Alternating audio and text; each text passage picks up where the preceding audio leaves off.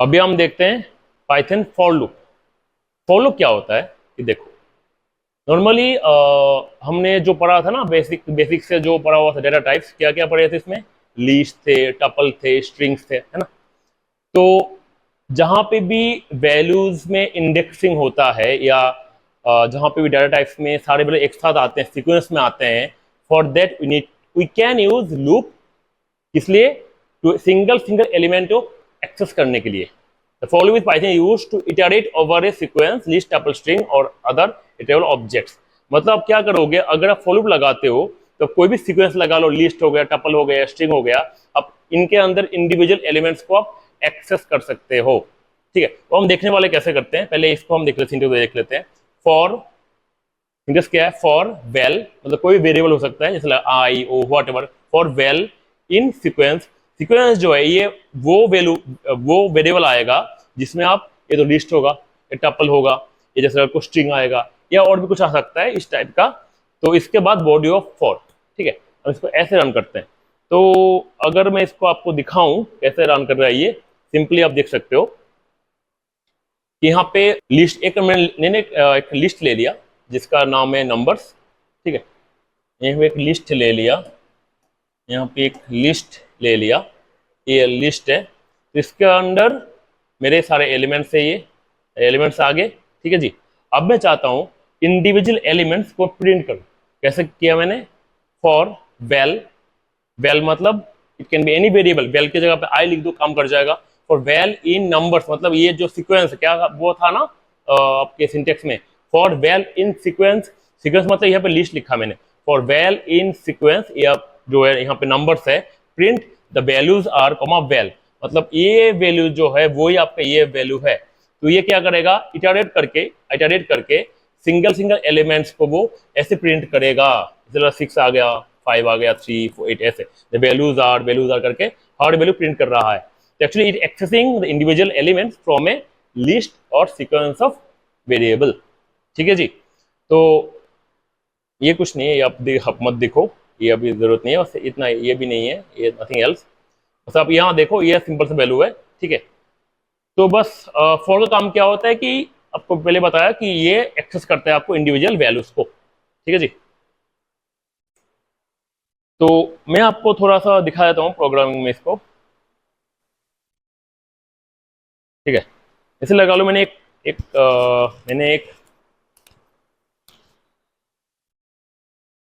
Number ले लिया, list ले लिया, 3,4,5,6,-1।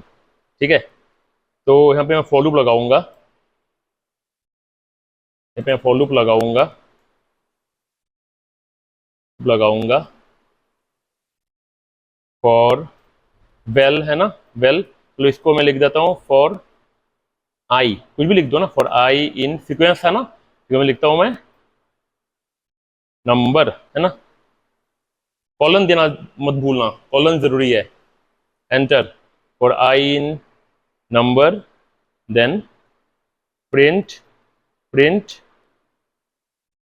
लिख दो आप कुछ, द वैल्यूज लिख दिया, कॉमा आई।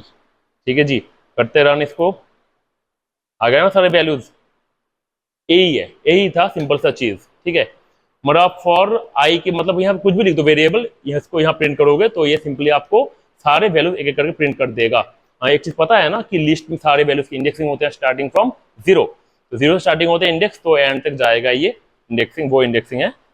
तो अगर मैं चाहता हूँ कि कोई भी लिस्ट के अंदर सारे एलिमेंट्स को मैं सम करूँ, कैसे कर सकता हूँ सारे एलिमेंट्स के सम, देखो बहुत आसान है ये। क्या करते हैं, एक सम ले लेते हैं, ए वेरिएबल इनिशियल इधर सम इक्वल टू 0 लिख देते हैं, prime number sum equal sum plus I, print करते हैं, इस प्रिंट को ले जाते हैं बाहर। तो क्या आएगा, बाहर अगर नहीं लिखोगे तो क्या होएगा, वो जो सम करेगा और ये हर स्टेप का सम आपको दिखाएगा।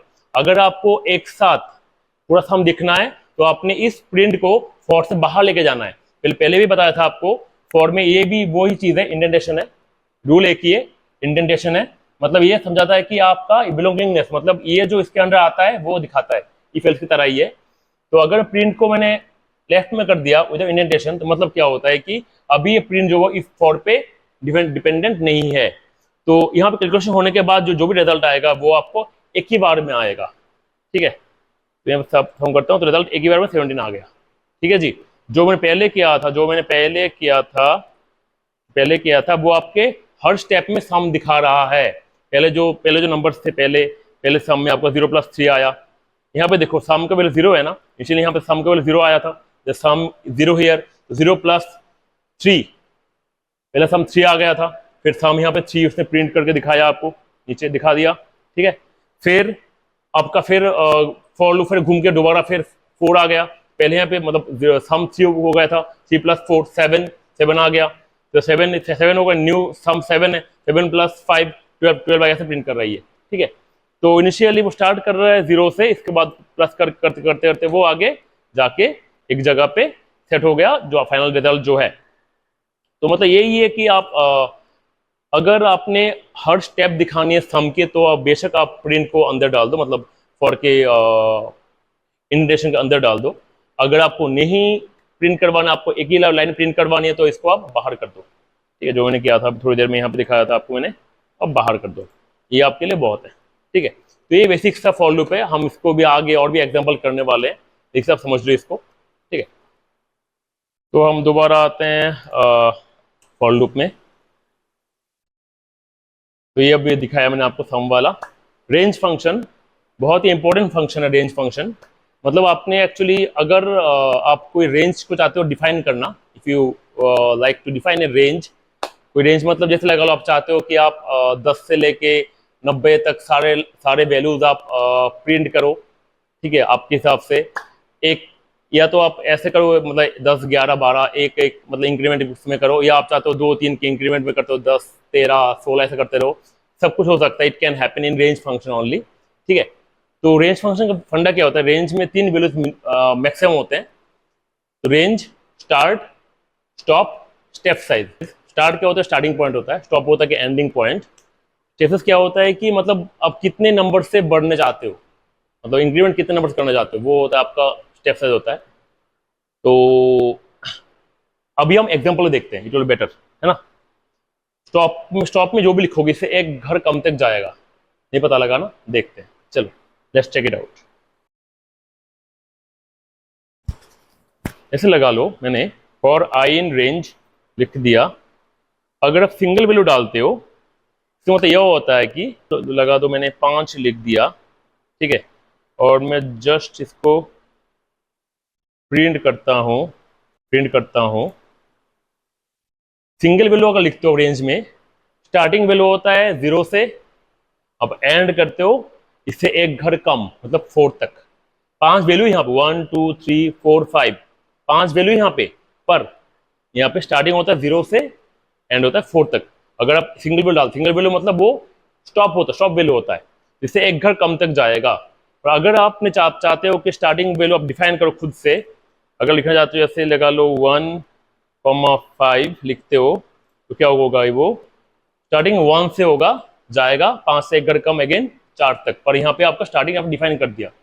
अगर आप चाहते हो कि आप 1 से 10 तक जाना चाहते हो, दो के बढ़ते हुए, मतलब 2 नंबर बढ़ते हुए, 2 के इंक्रीमेंट करते हुए, तो ये ऐसा आएगा वो 1 3 5 7 9, मतलब 1 3 5 है, 2 2 करके बढ़ते हो जा रहा है 10, आखिरी वैल्यू तब तक वो नहीं जाएगा, इससे एक घर कम 9 तक जाएगा। तो अभी हम देख लेते हैं फॉर लूप विद एल्स, मतलब फॉर लूप के साथ कैसे एल्स काम करती है वो देख लेते हैं।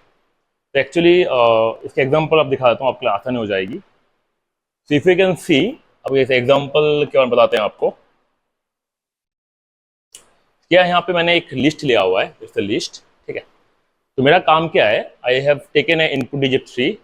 मेरा काम क्या है कि I will search this value 3 in this element list.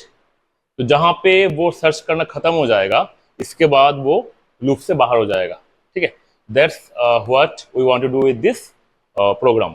तो पहले फॉर लूप ले लेते हैं। First take the for loop for i, variable है फॉर आई इन दैट, ये है हमारा लिस्ट, ये जो लिस्ट है for i in this in input digit, if input digit मतलब ये जो है हमारा वैल्यू 3 है ना, दैट्स 3, एंड आई का मतलब जो है इनिशियली वो पहले 0 आएगा, तो अगर 3 0 के बराबर है तो ये प्रिंट होगा, नहीं तो एल्स में जाएगा। तो 3 के 0 0 के बराबर है नहीं, 3 इज नॉट इक्वल टू 0, तो यहाँ पे ये एल्स में जाएगा, तो प्रिंट आएगा digit not found in list. तो पहला ये लाइन प्रिंट हो गया हमारा।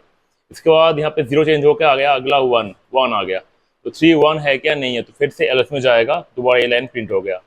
फिर से 2 में जाएगा, तो 3 2 है कि नहीं, नहीं है, एल्स में जाएगा, फिर से ये प्रिंट हो जाएगा। फिर हम जाएंगे 3, हाँ 3 तो है, 3 है करेक्ट, प्रिंट में आएगा, ये प्रिंट आएगा digit is in the list, आ गया।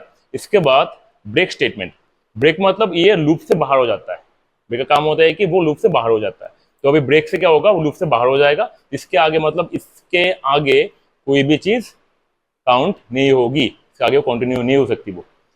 तो ये था अभी तक के लिए आपका फॉर लूप विथ एल्स का पार्ट। तो आगे हम व्हाइल पढ़ेंगे। तब तक के लिए अगर आपको कहीं प्रॉब्लम आती है तो you can ask me the comment section. तो थैंक्स फॉर वाचिंग। अगर आपको ये वीडियो सीरीज अच्छी लगी, and please comment, share and like, and subscribe करना मत भूलना, and please click the bell icon to get the updates of the upcoming videos of this series and also other series. Thank you, मिलते हैं अगले topic के साथ।